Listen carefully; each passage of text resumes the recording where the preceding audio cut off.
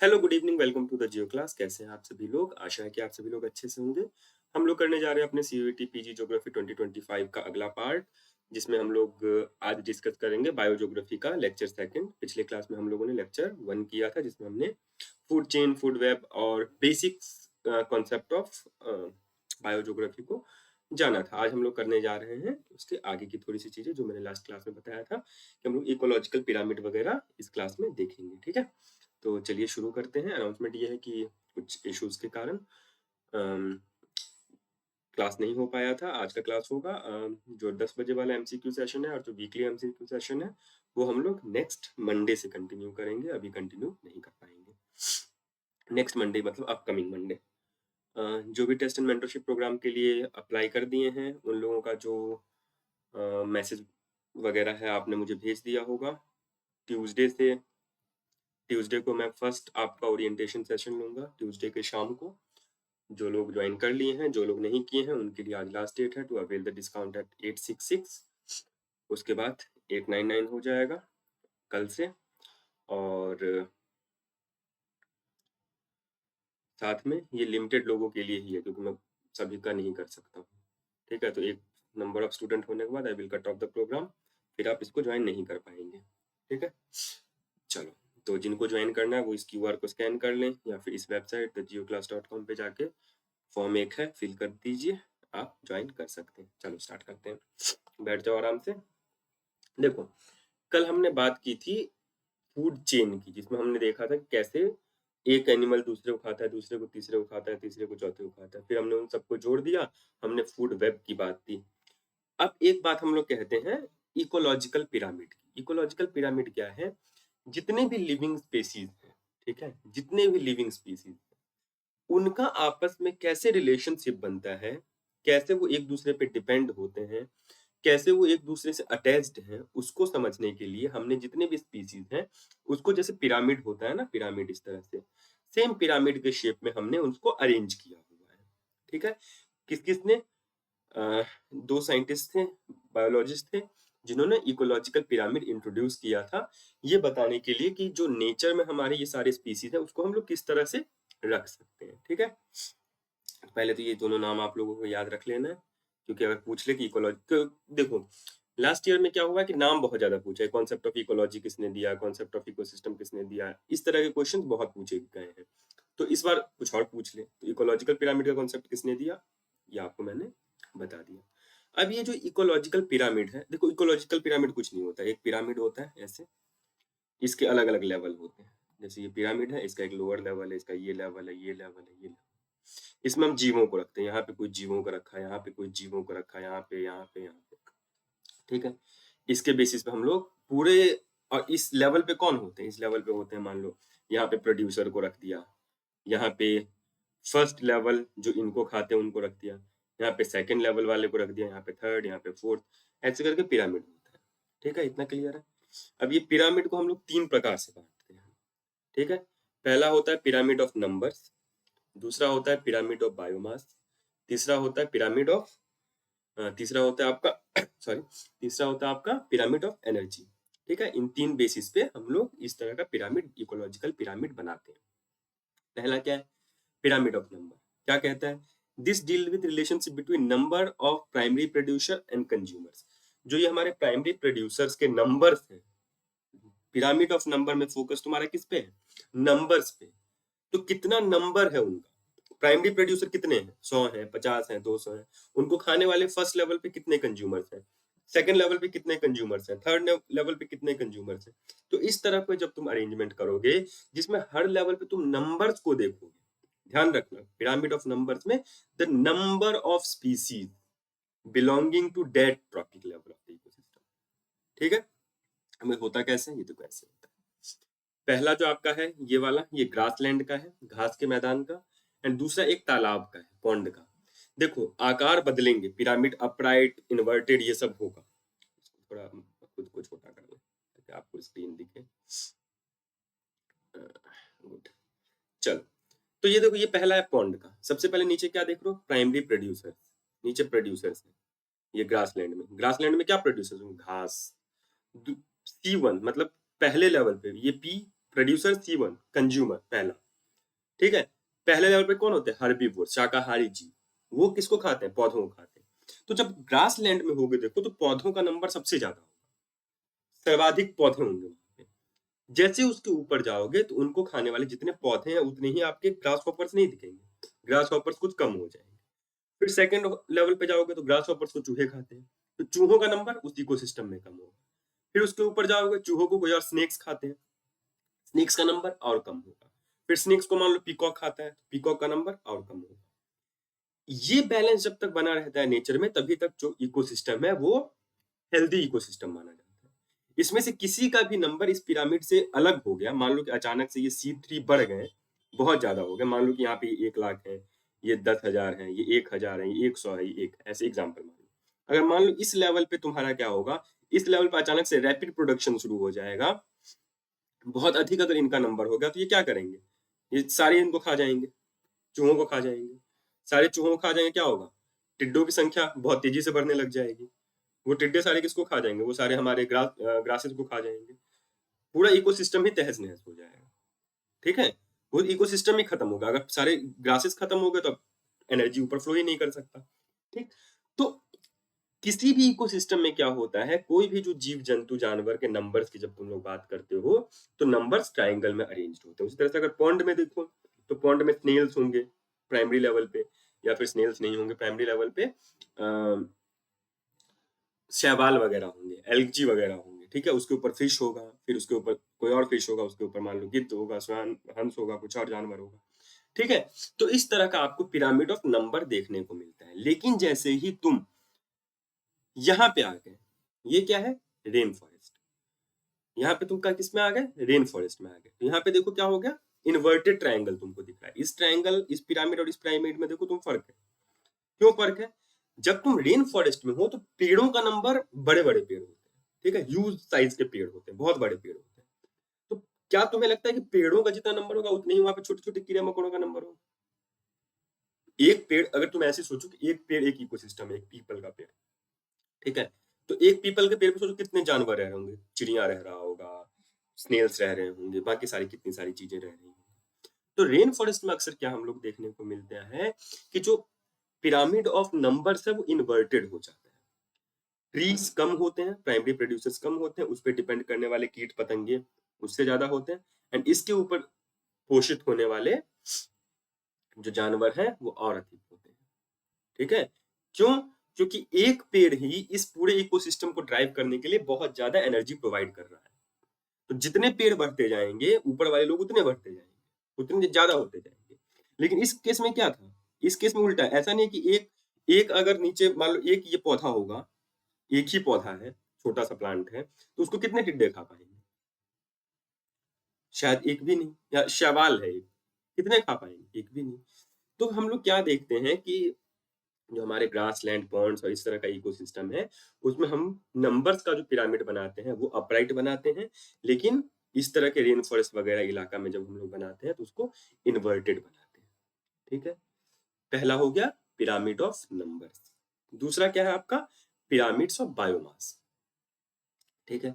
अब इसमें होता क्या है, इसमें हम लोग क्या करते हैं, पिरामिड ऑफ नंबर्स में क्या कर रहे थे, जो हम गिन रहे थे कि प्राइमरी लेवल पे 1 2 3 4 5 6 7 8 9 10 ऐसे स्पीसीज है। बायोमास में हम लोग क्या करते हैं, सबको सुखा लेते हैं, सबका मास कितना है, वेट या फिर मास, टोटल ड्राई वेट जिसको हम लोग मास की हम लोग बात कर रहे हैं, शुष्क वेट कितना है उसका, उसका पिरामिड बनाते हैं, ठीक है। बायोमास, ठीक है। जैसे पेड़ की लकड़ी, पेड़ नहीं गिन रहे हैं, ठीक है, पेड़ नहीं गिन रहे हैं कि 1 2 3 4 कितने, हम लकड़ी गिन रहे हैं कितना किलो लकड़ी निकली। उसके ऊपर मान लो एनिमल्स है तो ये नहीं गिन रहे कि 1 2 3 4 5 6 7 8 स्नेल्स हैं, हमने किया कितने किलो स्नेल्स थे, ठीक है, हमने बायोमास की बात की। तो दूसरा पिरामिड क्या होता है? Pyramid of biomass. इस तरह का हमको देखने को मिलता है, ठीक है। बेस में सबसे ज्यादा होगा 1000 kg, ऊपर जाओगे तो 100 kg, फिर 10 kg, फिर 1 kg, ठीक है, इस तरह का आपको मिलेगा। लेकिन जैसे ही आप ओशन इकोसिस्टम में जाओगे या मरीन इकोसिस्टम में जाओगे, जो बायोमास का पिरामिड है वो इन्वर्टेड हो जाएगा। क्यों इन्वर्टेड हो जाएगा? दिमाग लगाओ। वेल देखो कितने बड़े बड़े होते हैं, ठीक है। तो वेल मान लो अगर नंबर में कम भी होंगे लेकिन उनका वजन बहुत अधिक है, लेकिन जो शैवाल है उनका नंबर भले ही ज्यादा हो सकता है, लेकिन उनको जो वेट करोगे तो that will be very less, है ना। तो बायोमास का जो पिरामिड है वो ओशन या फिर मरीन इकोसिस्टम में इन्वर्टेड हो जाता है। ये बात याद रख लीजिए। नंबर्स की हमने बात कर ली, बायोमास की बात कर ली, ठीक है। तीसरा है आपका पिरामिड ऑफ एनर्जी। इसमें क्या होता है, हर लेवल पे नीचे से हम शुरू करते हैं, प्राइमरी कार्निवोर वन, प्राइमरी, फिर मतलब प्रोड्यूसर, फिर उसके बाद कंज्यूमर्स, उसके ऊपर ऊपर हम लोग जाते जाते हैं। तो एनर्जी का फ्लो कैसे होता है ऊपर, कि नीचे कितनी एनर्जी है टोटल, उसके ऊपर कितनी एनर्जी है, यानी कि वो एनर्जी कितना स्टोर करके रखा है, ठीक है। तो ऐसे पिरामिड को हम लोग कहते हैं पिरामिड ऑफ एनर्जी, ठीक है। पिरामिड ऑफ एनर्जी एक ऐसा पिरामिड है जो कभी भी इन्वर्टेड नहीं होता, यानी कि कहने का भाव है कि एनर्जी चाहे वो किसी भी इकोसिस्टम में तुम चले जाओ, किसी भी क्षेत्र में चले जाओ, क्या होगा तुम्हारा, जब एक लेवल से तुम दूसरे लेवल पे जाओगे तो एनर्जी हमेशा लॉस होगा, ठीक है, हमेशा लॉस होगा। ऐसा नहीं होगा कि लोअर लोअर लेवल पे एनर्जी कम है, जैसे जैसे तुम ऊपर जा रहे हो तो एनर्जी एडअप होता जाएगा, ऐसा नहीं होगा। बेस पे एनर्जी हमेशा ज्यादा रहेगा, और हर ट्रॉपिक लेवल पे 10% एनर्जी का डिक्लाइन तुमको देखने को मिलेगा, ठीक है। इसको क्या कहते हैं, इसको हम लोग पिरामिड ऑफ एनर्जी कहते हैं। देखो कैसे, ये मैंने कह दिया कि लगभग 10% की कमी होती जाती है, सारी बातें मैंने बता दी। देखो ऐसे होता है, सूरज से एनर्जी लेके प्राइमरी प्रोड्यूसर ने 100% एनर्जी बनाया, फर्स्ट लेवल पे प्राइमरी कंज्यूमर्स ने इनको खाया तो 10% कम हो गया, तो 100 से 10%, 10 कम हुआ, 10 टाइम्स कम हो गया, 10% बचा। फिर इसका 10 टाइम्स कम होता है, 10 टाइम्स कम हो गया, 1% बचा। फिर 10 टाइम कम हो गया, 0.1% बचा। तो ऐसे करके जो हमारा एनर्जी है वो पिरामिड्स में, जब जैसे जैसे ट्रॉपिक लेवल में हम ऊपर जाते जाते हैं, 10 टाइम्स अप्रोक्सीमेटली 10 टाइम्स कम होते जाते हैं, ठीक है, समझ गए। तो हमारे पास क्या है, इस तरह से देखो नीचे, मान लो 10 लाख जॉल ऑफ एनर्जी है, फर्स्ट लेवल पे गए, इतना सनलाइट आया तो 10,000 जॉल था, फिर 10 टाइम्स कम हो गया, 1000 जॉल होगा, फिर 10 टाइम्स कम हो गया, फिर 100 जूल। ऐसे पिरामिड्स ऑफ एनर्जी की जब हम लोग बात करते हैं, ये कभी उल्टा नहीं होता है, पहली बात। और दूसरा, जैसे जैसे हम ऊपर के लेवल में जाते जाते हैं, एनर्जी डिक्लाइन होती जाती है, एनर्जी कम होती जाती है। इसीलिए कभी भी तुम्हें इन्वर्टेड पिरामिड देखने को नहीं मिलेगा। किस चीज का, एनर्जी का। लेकिन इन्वर्टेड पिरामिड ऑफ नंबर्स तुमको देखने को मिलेगा, इन्वर्टेड पिरामिड ऑफ बायोमास तुमको देखने को मिलेगा, लेकिन नंबर्स नहीं देखने को मिलेगा, ठीक है। तो ये 3 कॉन्सेप्ट थे हमारे। फूड चेन तुमने देख लिया क्या था, जब चेन के बहुत सारे मिश्रण मिश्रण हो जाते हैं तो उसको फूड वेब तुमने देख लिया क्या था। एंड तुमने इकोलॉजिकल पिरामिड तुमने देख लिया क्या है, 3 टाइप के थे, pyramid of number, pyramid of biomass and pyramid of energy, ठीक है, याद रहेगा। कहाँ पे ये सीधा होता है, कहाँ पे ये उल्टा होता है, थोड़ा दिमाग लगा कर लोगे, नहीं तो याद कर लो, ठीक है। सॉरी, आगे चलते हैं। आगे हम लोग बात कर रहे थे बायोम। बायोम्स का मैंने बताया था कि बायोस्फीयर जो हमारा है, ये हमारा अर्थ है, उसका बायोस्फीयर है। मैंने कॉलोनी, शहर में अंदर कॉलोनीज का एग्जांपल दिया कि शहर है उसके अंदर कॉलोनीज है, ठीक है। तो वैसे अलग अलग क्षेत्रों के अलग अलग बायोमास होते हैं, बायोम्स कहते हैं जिनको। ये कैसा रीजन होता है, एक ये पृथ्वी का जो टेरेस्ट्रियल पार्ट है उसके कुछ भागों को हमने बांट दिया, कुछ भागों में बांट दिया, उसका नाम हमने रख दिया बायोम। अब बायोम के अंदर अपना अपना इकोसिस्टम होगा, बायोम के अंदर, उस इकोसिस्टम के अंदर अपनी कम्युनिटी होगी, उस कम्युनिटी के अंदर पॉपुलेशन होगा, उस पॉपुलेशन के अंदर इंडिविजुअल होंगे, ठीक है। तो ऐसे हमने डिवाइड कर दिया। कोई भी 2 बायोम एक जैसा नहीं होगा, हमेशा परिवर्तन देखने को मिलेगा, चाहे वो क्लाइमेट में अंतर हो। 2 बायोम्स के बीच में क्लाइमेट सेम नहीं होगा, प्रेसिपिटेशन, टेम्परेचर, वेजिटेशन सेम नहीं मिलेगा, animal and plant life same नहीं मिलेगा। पूरे विश्व को हम लोग 7 बायोम्स में डिवाइड करते हैं, ठीक है। अब ये तुम लोग नोट्स कर लेना।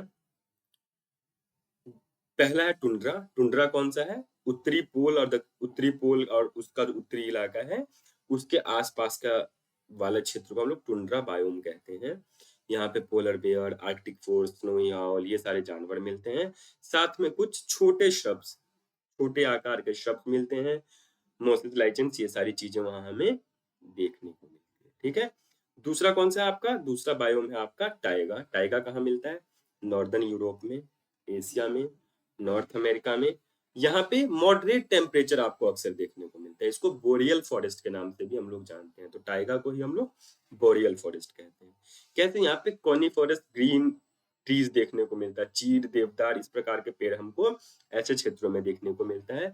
यहाँ पे जानवर जैसे कि लिटिल मिंक है, एल्क है, साइबेरियन टाइगर है, वुल्वरीन है, ये सारे जानवर यहाँ पे हमें देखने को मिलते हैं। आगे अगला जो आपका है वो है शीतोष्ण पर्णपाती यानी टेम्परेट डेसिडस फॉरेस्ट। ये आपका central and southern Europe, America, China, Asia के कुछ भाग, सब जगह हमको देखने को मिलता है।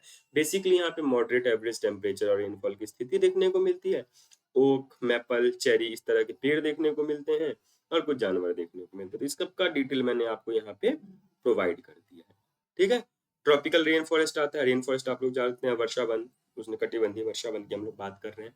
ये खास करके ट्रॉपिकल एरियाज में हमें देखने को मिलता है, क्योंकि आपको पता है कि ट्रॉपिक्स पे बहुत अधिक बारिश हमें कॉन्टिनेंटल ओशनिक एरिया में देखने को मिलता है। अगर क्लाइमेट आपने पढ़ा है तो आपको याद है। ठीक है, यहाँ पे कौन से जानवर है, तो ये डिटेल एक मैंने ये दे दिया है। इस ये वाला जो स्लाइड का पार्ट है वो आप लोग www.thegeoclass.com पे जाके वहां पे नीचे जाओगे तो एक सेक्शन होगा नोट्स हैंड आउट वगैरह का, वो गूगल लिंक है बेसिकली, वहां से आप लोग इसको डाउनलोड कर लेना। ठीक है, आज वाले स्लाइड को, आज वाले पीपीटी को डाउनलोड कर लेना, मैं अपलोड कर दे रहा हूँ। ठीक, क्योंकि ये इसमें कुछ डिटेल्स हमने दी है। ठीक है, तो ये हमारे 7 बायोम्स हैं। इस बायोम्स के बेसिस पे जैसे हमारा अगला है ग्रासलैंड, घास के मैदान, नॉर्थ अमेरिका, यूक्रेन, इन जगहों पे मिलता है। ठीक है, अब ये ग्रास के मैदान के नाम मैं आपको बताऊंगा, आपको याद करवाऊंगा, बट फिलहाल ये कर लो कि एक बायोम है ग्रासलैंड। अगला है रेगिस्तान, डेजर्ट जिसको हम लोग कहते हैं। ठीक है, तो ये आपको देख लेना। तो ये हमारा देखिए ये सातों उसका एक मैप है, कहाँ पे कौन सा मूल रूप से हमें बायोम देखने को मिलता है। ठीक है, तो ये देखो कुल मिला जुला के आपके सिलेबस में यही सारी चीजें हैं। इसके बाद कुछ साइकिल्स हैं, साइकिल्स ही है ना, कुछ साइकिल्स हैं सॉरी, जो कि आप लोग बचपन से पढ़ते आ रहे हो, जैसे carbon cycle, nitrogen cycle, oxygen cycle and biogeochemical cycle, ऐसी कुछ बात है। देख लो क्या है। पहला है हमारा कार्बन डाइऑक्साइड का साइकिल। ठीक है, कार्बन डाइऑक्साइड का साइकिल एंड ऑक्सीजन का साइकिल ऑलमोस्ट सेम ही है। कार्बन डाइऑक्साइड क्या है, हमारी जो इंडस्ट्रीज हैं, हमारी जो कंपनीज हैं, हमारी जो फैक्ट्रीज हैं, ये हमारी जो बाकी चीजें हैं, वो कार्बन डाइऑक्साइड रिलीज करता है एटमॉस्फेयर में। उससे जो प्लांट्स होते हैं प्रकाश संश्लेषण की क्रिया करते हैं, फोटोसिंथेसिस करते हैं, ऑक्सीजन प्रोड्यूस करते हैं। ठीक है, वही जो कार्बन डाइऑक्साइड है वो हमारे ग्राउंड के नीचे जाता है। हमारे अंदर का जो कार्बन डाइऑक्साइड है वो पृथ्वी के नीचे जब जीव जंतु डायनासोर मान लो मर गए थे, तो उनका जो बायोमास है उससे हमें कार्बन मिलता है। वो कार्बन को हम जलाते हैं, बर्न होता है, फिर से वो निकलता है। तो इस तरह से कार्बन का जो है बैलेंस नेचर अपने, देखो सबसे इंपॉर्टेंट बात ये ध्यान रखना कि जो हमारा इकोसिस्टम है, जो हमारा बायोस्फीयर है, वो अपने आप में एक परफेक्ट सिस्टम है। परफेक्ट सिस्टम का क्या मतलब होता है कि उसको किसी की जरूरत नहीं है, वो खुद ही अपनी सारी चीजें कर सकता है। अगर उसमें समस्या आ जाएगी तो खुद को रिपेयर कर सकता है। किसी चीज की कमी है तो उसको प्रोड्यूस कर सकता है, बढ़ा सकता है। लेकिन ये कब तक कर सकता है, जब तक कि हम उसकी कैरिंग कैपेसिटी को, कैरिंग कैपेसिटी क्या होता है, कैरिंग कैपेसिटी जैसे एज नेम सजेस्ट कि तुम मान लो 10 केजी वजन उठा सकते हो, मान लो 50 केजी वजन उठा सकते हो, तुमसे आज मैं 150 केजी वजन उठा लूं, क्या होगा, निकल लोगे, है ना। तो कैरिंग कैपेसिटी क्या होता है कि तुम कितना ढो सकते हो, कितना बोझ उठा सकते हो। उसी तरह से जितने भी ये हमारे सिस्टम्स हैं उसका एक कैरिंग कैपेसिटी होता है कि वो कितने को होल्ड कर सकता है, कितने को, जैसे गंगा की हम लोग बात करते हैं तो गंगा एक लिमिट तक खुद को खुद ही क्लीन कर सकती है। ठीक है, लेकिन कब तक, एक लिमिट तक। वो लिमिट क्या है, कैरिंग कैपेसिटी। ये शब्द याद रखना, इकोनॉमिक ज्योग्राफी में फिर से मैं लेके आऊंगा, पॉपुलेशन में भी लेके आऊंगा। तो कैरिंग कैपेसिटी के अंदर जब भी तुम्हारी चीजें किसी इकोसिस्टम में है तो इकोसिस्टम पे उसका इंपैक्ट एडवर्स नहीं पड़ेगा। ठीक है, वो कैरिंग कैपेसिटी जैसे क्रॉस हो जाएगा तो इंपैक्ट पड़ना स्टार्ट हो जाएगा। इसलिए जितने भी सिस्टम्स है वो अपने में सेल्फ सफिशिएंट है, इकोसिस्टम सेल्फ सफिशिएंट है। लेकिन हम इंसानों ने क्या किया, बर्बाद करके रखा हुआ। तो ये पहला है हमारा कार्बन डाइऑक्साइड साइकिल, कैसे चलता है आपको पता है। दूसरा है हमारा oxygen cycle. Carbon dioxide cycle को रिवर्स कर दो तो ऑक्सीजन साइकिल हो जाएगा। कैसे, हम कार्बन डाइऑक्साइड छोड़ते हैं, प्लांट लेते हैं, प्लांट उसके बदले में ऑक्सीजन छोड़ते हैं, उसको हम लेते हैं। एटमॉस्फेयर में ऑक्सीजन है, ठीक है, जब गैसेस का विखंडन होता है तब ऑक्सीजन मिलता है, ओजोन की फॉर्मेशन होती है। तो इस तरह से हमारा क्या होता है, कार्बन साइकिल, कार्बन डाइऑक्साइड का साइकिल और ऑक्सीजन का साइकिल एक जैसे चक्र में चलता रहता है। ठीक है, अगला है आपका नाइट्रोजन साइकिल। एटमॉस्फेयर में नाइट्रोजन है, ठीक है? सॉइल में हमारा नाइट्रोजन पाया जाता है। एक प्लांट्स होते हैं, एक बैक्टीरिया होते हैं जिसको कहते हैं हम लोग नाइट्रोजन फिक्सिंग बैक्टीरिया। ये नाइट्रोजन फिक्सिंग बैक्टीरिया क्या काम करते हैं? जो एटमॉस्फेरिक का नाइट्रोजन है उसको लेते हैं, उसका सांस लेते हैं, उसको फिक्स करते हैं एंड सॉइल में मिक्स कर देते हैं। ये सॉइल में जो नाइट्रोजन है आपको खाद के रूप में प्रयोग होता है, नाइट्रोजन आपको पता है एनपीके ऐसे करके। तो ये प्लांट्स लेते हैं, फिर प्लांट्स को हम खाते हैं, फिर हम लोग अपना वेस्ट जनरेट करते हैं, उसमें भी नाइट्रोजन होता है ना? तो इस तरह से हमारा नाइट्रोजन साइकिल भी चलता रहता है। अब इसमें घबराना नहीं है, अब तुमको ये बचपन से पता है कि कार्बन डाइऑक्साइड साइकिल क्या होता है और ऑक्सीजन साइकिल क्या होता है। मैं सांस लेता हूँ, ठीक है? क्या हुआ? ऑक्सीजन गया, कार्बन डाइऑक्साइड छोड़ा। इस कार्बन डाइऑक्साइड को कोई प्लांट ले लेगा, फोटोसिंथेसिस करेगा, ऑक्सीजन को छोड़ेगा, फिर ऑक्सीजन मैं ले लूंगा। ये पूरा सिस्टम एक चलता है, एक साइकिल चल रहा है, एक चक्र चल रहा है। दूसरा कौन सा था? मैंने ऑक्सीजन कार्बन डाइऑक्साइड बता दिया। दूसरा कौन सा है? दूसरा है आपका नाइट्रोजन साइकिल। एटमोस्फेयर में सबसे ज्यादा क्या है? नाइट्रोजन है। नाइट्रोजन दो तरीकों से फिक्स होता है। मूल रूप से उसमें एक नाइट्रोजन फिक्सिंग बैक्टीरिया होते हैं, ठीक है? ब्लू ग्रीन एल्गी होते हैं। वो क्या करते हैं? उन्हीं नाइट्रोजन को लेते हैं, नाइट्रोजन को सॉइल में मिक्स कर देते हैं, ठीक है? गैसियस रूप में जो नाइट्रोजन है उसको सॉइल में मिक्स कर देते हैं।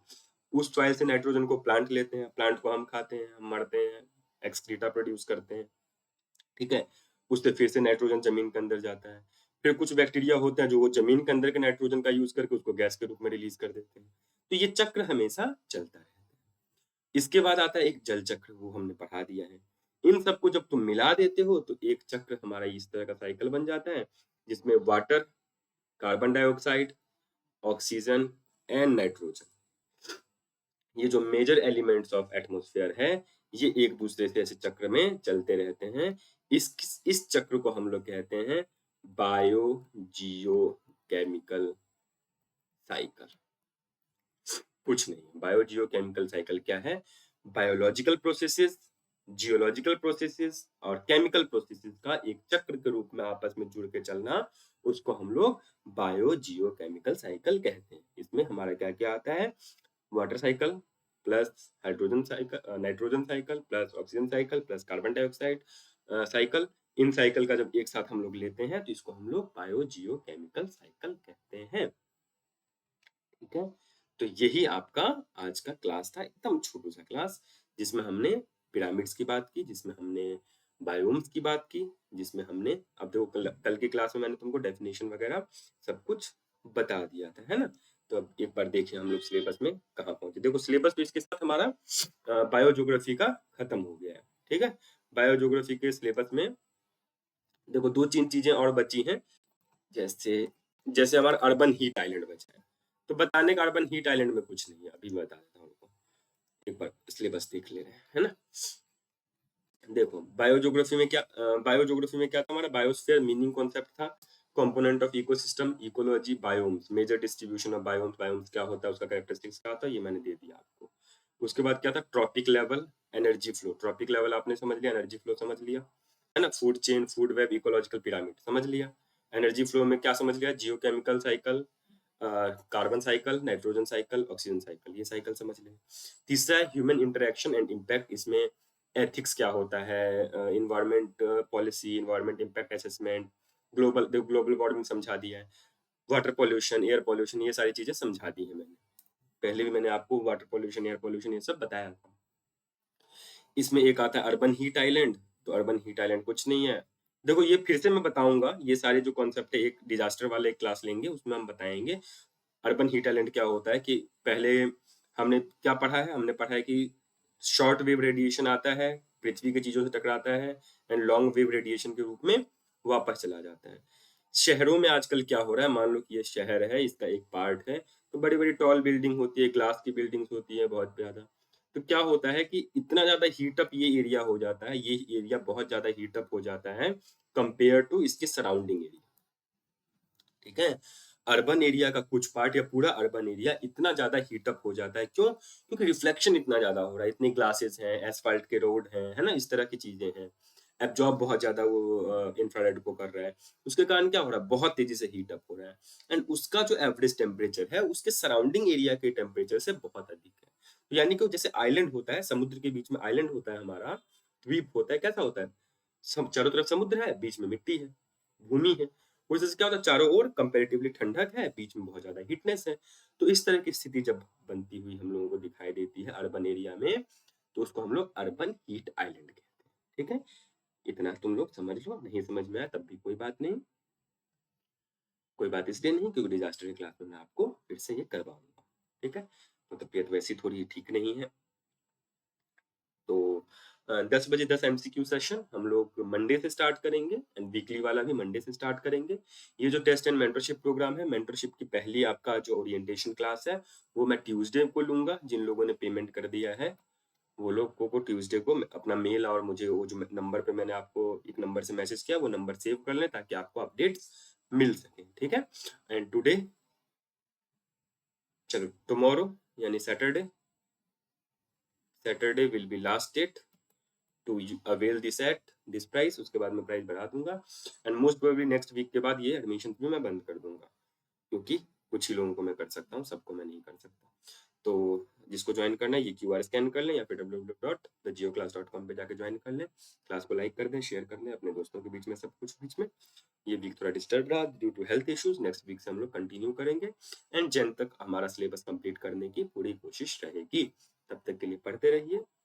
Thank you so much. मिलेंगे हम लोग अब मंडे की क्लास में। ठीक है? मंडे को 10 बजे 10 एमसीक्यू में डायरेक्ट मिलेंगे। ओके? एंड ट्यूसडे को फिर आपकी अगले टॉपिक की class, most probably next week में मैं आपका रेसेस एंड पॉपुलेशन ज्योग्राफी लूंगा पहले। ठीक है? प्लान ये है कि जो थॉट वाला सेक्शन है उसको थोड़ा आगे ले जाया जाए, इसलिए क्योंकि उसमें याद रखने की चीज है, समझने की चीज है।